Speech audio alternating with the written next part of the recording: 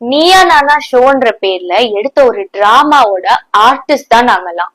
31st release ஆன நீயா நானா ஷோக்கு நானும் போயிருந்தேன். நிறைய மீம்ஸ் பார்த்தேன். சும்மாவே உட்கார்ந்துட்டு இருக்கேன், பேசவே இல்லைன்னுலாம் போட்டிருந்தீங்க. ஆக்சுவலா ஷோ ஸ்டார்ட் ஆன 10 நிமிஷத்துலயே எனக்கு தெரிஞ்சிருச்சு இது முழுக்க முழுக்க டிஆர்பிக்காக கான்சென்ட்ரேட் பண்ணி ஸ்கிரிப்டடா எடுத்த ஷோன்னு. இதுல நான் பேசி என்ன பிரயோஜனம்?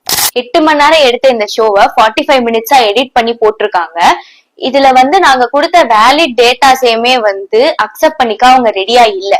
இதுல கோபிநாத் சொல்லியும் தப்பு இல்லை, ஏன்னா அவரே டாக் பேக் கேட்டு கன்சோல்ல என்ன பேசுறாங்களோ அதுதான் பேசிட்டு இருக்காரு.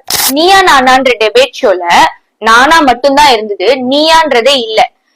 டெலிபரேட்டா ஒரு சைடோட பாயிண்ட மட்டுமே பயாஸ்டா காட்டிட்டு இருந்தாங்க, எங்களை அதிகமா பேசவே விடல. நீயா நானா டீமுக்கு ஒரு சின்ன ரெக்வெஸ்ட், இத மக்களுக்கான ஷோன்னு தானே சொல்றீங்க, சோ இத ரெக்கார்டடா இல்லாம ஒரு லைவ் டெலிகாஸ்டா பண்ணா மக்களுக்கான கருத்து அவங்களுக்கு கரெக்டா போய் சேரும். சோ இது பாக்குற மக்கள் எல்லாருமே எது உண்மை எது பொய்ன்னு தெரியாம இது எல்லாத்துக்கும் தயவு செஞ்சு ரியாக்ட் பண்ணாதீங்க.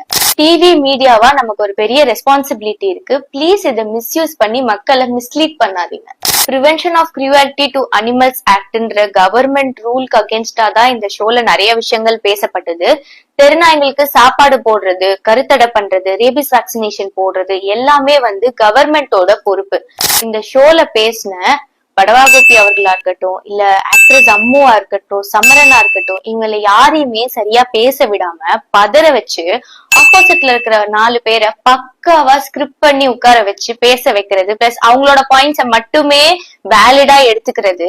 எப்படி ஒரு டெபேட் ஷோ மாதிரி மிஸ்லீடிங்கான கண்டென்ட்னால பாதிக்கப்படுறது நீங்களோ நானோ இல்ல, அந்த வாயிலா ஜீவன்கள் தான். எவ்வளவு விஷயத்த வாழ்க்கையில இக்னோர் பண்ணிட்டு போறோம். அதனால உங்களுக்கு பிடிக்கலன்னா தயவு செஞ்சு இதையும் இக்னோர் பண்ணிட்டு போயிடுங்க. அதுங்களுக்கு